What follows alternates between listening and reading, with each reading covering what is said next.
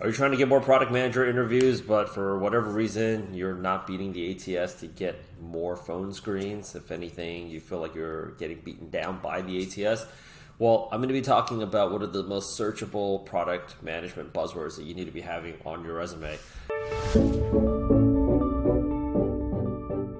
If you haven't checked out one of my recent YouTube interviews with my friend Dennis, who is a former Wayfair product manager, having a very good resume is actually one of the chief reasons why he was able to basically land 20 plus product manager interviews a week when he was both applying to product manager roles on job boards, as well as when he was reaching out to companies on LinkedIn. If you're curious as to what types of templates his resume or the type of LinkedIn message templates that he was using, definitely go ahead and DM me on LinkedIn for some more information. But let's go back over here for a second. So when it comes down to product management buzzwords, let's talk about what are some of the buzzwords that you should be having on your resume, where should they be located, and why it's so important. If you go ahead and indulge me on my Airtable right here, I actually have a list of product management buzzwords. You can go ahead and access it if you reach out on LinkedIn. But basically, buzzwords are going to be the thing that's going to differentiate your resume over other people's resumes, because I think you might have heard of something called the applicant tracking system, which is a 3-letter acronym that stands for, or ATS, right? Stands for Applicant Tracking System. It does just that. It tracks applicants. Having said that, why do recruiters use it?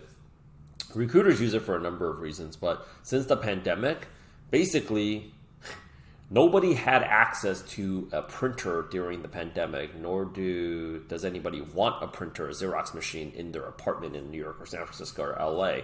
The third thing is because we went from a physical in-office situation, working environment, to a work-from-home environment or hybrid even, that dramatically multiplied the number of applicants that we were getting for a role. When I was a recruiter, the number of applicants we would be getting sometimes was like anywhere between like 50 to 80 applicants every 30 minutes for a pretty, like, I would say average mid-sized company. When you're factoring in like the bigger companies like the FANGs, still great places to apply to, or even startups right now, because of the sheer volume that exists in the marketplace, there's simply too many resumes for recruiters to go ahead and print out, and they don't, because a lot of recruiters are still working from home. But that's just a lot of Xerox paper that's being dumped out. So everything has to be tracked on the applicant tracking system. And how it's going to look on the applicant tracking system is going to be like this, where it's going to be highlighted with, you either have the keywords or the buzzwords or you don't. And applicant tracking system helps recruiters out a lot, because prior to that, honestly, what they were able to leverage was Gmail and maybe sending up like email labels.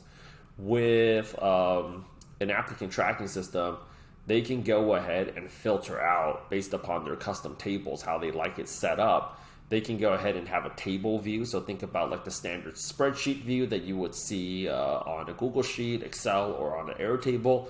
But at the same time, they can set up different types of fields on there to convert that very easily into a Kanban view. So they could say, like, we're moving this person from round 1, round 2, round 3, offer, and then so on and so forth. So it is absolutely impossible for a recruiter to go ahead and operate the business of being a recruiter without the applicant tracking system. Now that you have this context, let's talk about what are the words that are in here. I'm going to give you guys a quick tip.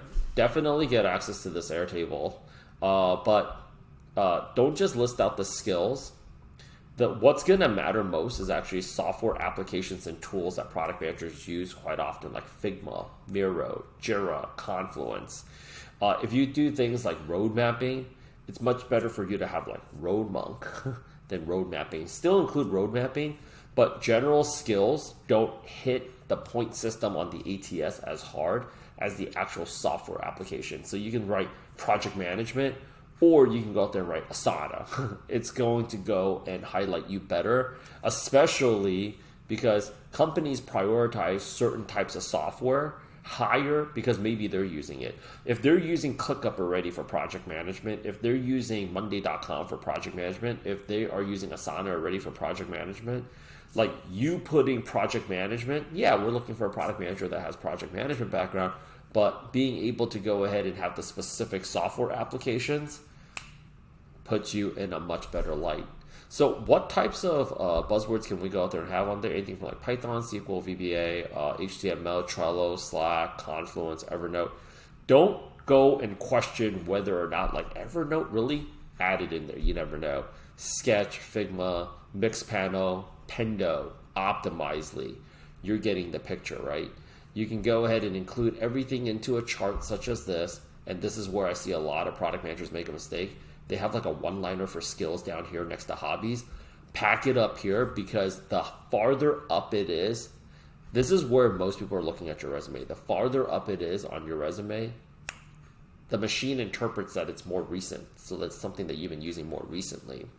Also, on the back end, you also have to think like this. We're not just trying to getting more interviews here. 20 interviews a week is not a metric you are striving to go for. That's an exhausting number of interviews. Required, perhaps, in this market with the sheer number of roles versus the number of candidates, but you ultimately want to get the job, right? When companies are interviewing this many candidates, because every week there's another round of layoffs, and that's more competition that's coming into the marketplace, they're going to be comparing your resume to another resume, another resume, another resume, another resume. So let me ask you this. Do you remember the last 5 interviews you went on, which companies you interviewed with, who were the people that you spoke to? No. You don't remember them, don't expect them to remember you. You want to make it easier for them to determine whether or not to go and hire you versus another candidate, because somebody might take a week off because it's the holiday, or like Labor Day, 3-day weekend, President's Day, whatever, and then they're thinking, this is like, who's Andy? Who's Andy again? And you might be remembering like, I'm Andy, we had like a really good conversation, and you went to Michigan and I went to Michigan, go blue. Yeah. Don't think that, which is also why, quick tangent, sending a thank you letter to recap how good that conversation was, to get those good feelings going again, very important tactic to keep your interviews, because they're a lead for you. They're your customer, to get them engaged, and then also get them keep that positive impression that they had of you in their minds. So with that said, I have a huge list of buzzwords here. I'm actually adding more to this list. If you want to learn how you can go ahead and put together your own resume template, as well as the LinkedIn message templates that my buddy here was able to use to help land 20 product manager interviews a week that ultimately got him his job, along with the other people that's in our program, go ahead and DM me. I'll go ahead and share with you the access. A lot of people have been reaching out to me because they're seeing so many hiring partnerships that we're posting for. They send me their resume. Unfortunately, your resume, I want to help you out. That's what I'm in the business to do. I truly derive passion from this, and a lot of pleasure, is that it's not referable for me to send out. So I can't send you out if it's not up to market standards compared to other people that are. I'm here to help as many product managers as I can. So definitely reach out to me. Get it updated first, and then send the edited edition over to me. I'm more than happy to take a look. That'll save everybody a lot of time, and it'll get you off the job hunt faster, so you can finally start a PM job. With that said, my name is Rich, one of the co-founders here at Product Gym. Please subscribe to us if you guys haven't already. We're trying to go for the next milestone here, which is 30,000 subscribers. All right, we're here to help. Talk to you very, very, very soon. Stay positive.